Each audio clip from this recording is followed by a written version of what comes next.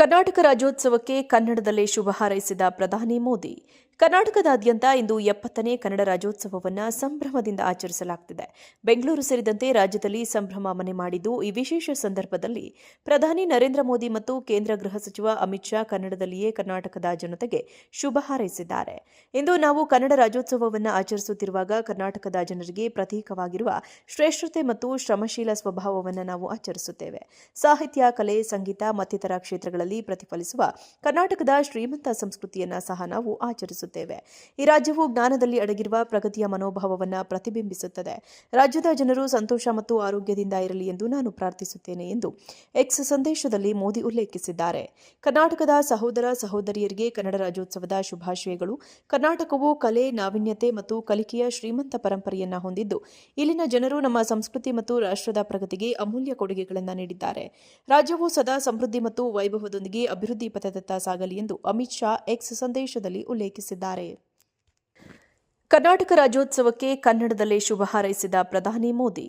ಕರ್ನಾಟಕದಾದ್ಯಂತ ಇಂದು 70ನೇ ಕನ್ನಡ ರಾಜ್ಯೋತ್ಸವವನ್ನು ಸಂಭ್ರಮದಿಂದ ಆಚರಿಸಲಾಗುತ್ತಿದೆ. ಬೆಂಗಳೂರು ಸೇರಿದಂತೆ ರಾಜ್ಯದಲ್ಲಿ ಸಂಭ್ರಮ ಮನೆ ಮಾಡಿದ್ದು, ಈ ವಿಶೇಷ ಸಂದರ್ಭದಲ್ಲಿ ಪ್ರಧಾನಿ ನರೇಂದ್ರ ಮೋದಿ ಮತ್ತು ಕೇಂದ್ರ ಗೃಹ ಸಚಿವ ಅಮಿತ್ ಶಾ ಕನ್ನಡದಲ್ಲಿಯೇ ಕರ್ನಾಟಕದ ಜನತೆಗೆ ಶುಭ ಹಾರೈಸಿದ್ದಾರೆ. ಇಂದು ನಾವು ಕನ್ನಡ ರಾಜ್ಯೋತ್ಸವವನ್ನು ಆಚರಿಸುತ್ತಿರುವಾಗ ಕರ್ನಾಟಕದ ಜನರಿಗೆ ಪ್ರತೀಕವಾಗಿರುವ ಶ್ರೇಷ್ಠತೆ ಮತ್ತು ಶ್ರಮಶೀಲ ಸ್ವಭಾವವನ್ನು ನಾವು ಆಚರಿಸುತ್ತೇವೆ.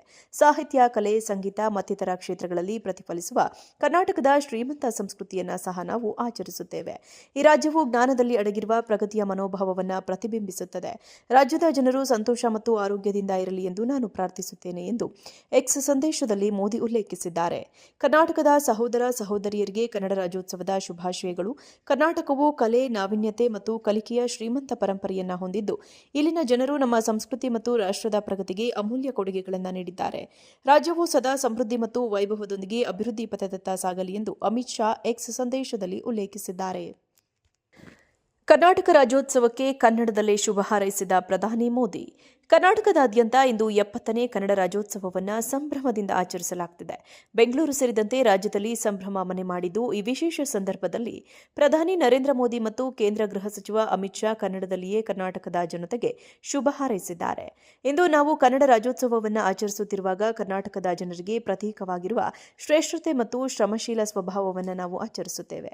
ಸಾಹಿತ್ಯ, ಕಲೆ, ಸಂಗೀತ ಮತ್ತಿತರ ಕ್ಷೇತ್ರಗಳಲ್ಲಿ ಪ್ರತಿಫಲಿಸುವ ಕರ್ನಾಟಕದ ಶ್ರೀಮಂತ ಸಂಸ್ಕೃತಿಯನ್ನು ಸಹ ನಾವು ಆಚರಿಸುತ್ತೇವೆ.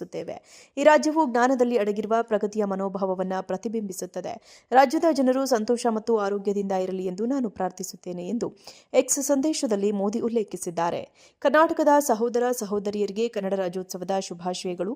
ಕರ್ನಾಟಕವು ಕಲೆ, ನಾವೀನ್ಯತೆ ಮತ್ತು ಕಲಿಕೆಯ ಶ್ರೀಮಂತ ಪರಂಪರೆಯನ್ನು ಹೊಂದಿದ್ದು, ಇಲ್ಲಿನ ಜನರು ನಮ್ಮ ಸಂಸ್ಕೃತಿ ಮತ್ತು ರಾಷ್ಟ್ರದ ಪ್ರಗತಿಗೆ ಅಮೂಲ್ಯ ಕೊಡುಗೆಗಳನ್ನು ನೀಡಿದ್ದಾರೆ.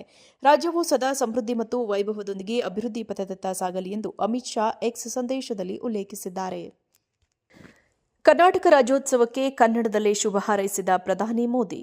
ಕರ್ನಾಟಕದಾದ್ಯಂತ ಇಂದು 70ನೇ ಕನ್ನಡ ರಾಜ್ಯೋತ್ಸವವನ್ನು ಸಂಭ್ರಮದಿಂದ ಆಚರಿಸಲಾಗುತ್ತಿದೆ. ಬೆಂಗಳೂರು ಸೇರಿದಂತೆ ರಾಜ್ಯದಲ್ಲಿ ಸಂಭ್ರಮ ಮನೆ ಮಾಡಿದ್ದು, ಈ ವಿಶೇಷ ಸಂದರ್ಭದಲ್ಲಿ ಪ್ರಧಾನಿ ನರೇಂದ್ರ ಮೋದಿ ಮತ್ತು ಕೇಂದ್ರ ಗೃಹ ಸಚಿವ ಅಮಿತ್ ಶಾ ಕನ್ನಡದಲ್ಲಿಯೇ ಕರ್ನಾಟಕದ ಜನತೆಗೆ ಶುಭ ಹಾರೈಸಿದ್ದಾರೆ. ಇಂದು ನಾವು ಕನ್ನಡ ರಾಜ್ಯೋತ್ಸವವನ್ನು ಆಚರಿಸುತ್ತಿರುವಾಗ ಕರ್ನಾಟಕದ ಜನರಿಗೆ ಪ್ರತೀಕವಾಗಿರುವ ಶ್ರೇಷ್ಠತೆ ಮತ್ತು ಶ್ರಮಶೀಲ ಸ್ವಭಾವವನ್ನು ನಾವು ಆಚರಿಸುತ್ತೇವೆ. ಸಾಹಿತ್ಯ, ಕಲೆ, ಸಂಗೀತ ಮತ್ತಿತರ ಕ್ಷೇತ್ರಗಳಲ್ಲಿ ಪ್ರತಿಫಲಿಸುವ ಕರ್ನಾಟಕದ ಶ್ರೀಮಂತ ಸಂಸ್ಕೃತಿಯನ್ನು ಸಹ ನಾವು ಆಚರಿಸುತ್ತೇವೆ. ಈ ರಾಜ್ಯವು ಜ್ಞಾನದಲ್ಲಿ ಅಡಗಿರುವ ಪ್ರಗತಿಯ ಮನೋಭಾವವನ್ನು ಪ್ರತಿಬಿಂಬಿಸುತ್ತದೆ. ರಾಜ್ಯದ ಜನರು ಸಂತೋಷ ಮತ್ತು ಆರೋಗ್ಯದಿಂದ ಇರಲಿ ಎಂದು ನಾನು ಪ್ರಾರ್ಥಿಸುತ್ತೇನೆ ಎಂದು ಎಕ್ಸ್ ಸಂದೇಶದಲ್ಲಿ ಮೋದಿ ಉಲ್ಲೇಖಿಸಿದ್ದಾರೆ. ಕರ್ನಾಟಕದ ಸಹೋದರ ಸಹೋದರಿಯರಿಗೆ ಕನ್ನಡ ರಾಜ್ಯೋತ್ಸವದ ಶುಭಾಶಯಗಳು. ಕರ್ನಾಟಕವು ಕಲೆ, ನಾವೀನ್ಯತೆ ಮತ್ತು ಕಲಿಕೆಯ ಶ್ರೀಮಂತ ಪರಂಪರೆಯನ್ನು ಹೊಂದಿದ್ದು, ಇಲ್ಲಿನ ಜನರು ನಮ್ಮ ಸಂಸ್ಕೃತಿ ಮತ್ತು ರಾಷ್ಟ್ರದ ಪ್ರಗತಿಗೆ ಅಮೂಲ್ಯ ಕೊಡುಗೆಗಳನ್ನು ನೀಡಿದ್ದಾರೆ. ರಾಜ್ಯವು ಸದಾ ಸಮೃದ್ಧಿ ಮತ್ತು ವೈಭವದೊಂದಿಗೆ ಅಭಿವೃದ್ಧಿ ಪಥದತ್ತ ಸಾಗಲಿ ಎಂದು ಅಮಿತ್ ಶಾ ಎಕ್ಸ್ ಸಂದೇಶದಲ್ಲಿ ಉಲ್ಲೇಖಿಸಿದ್ದಾರೆ.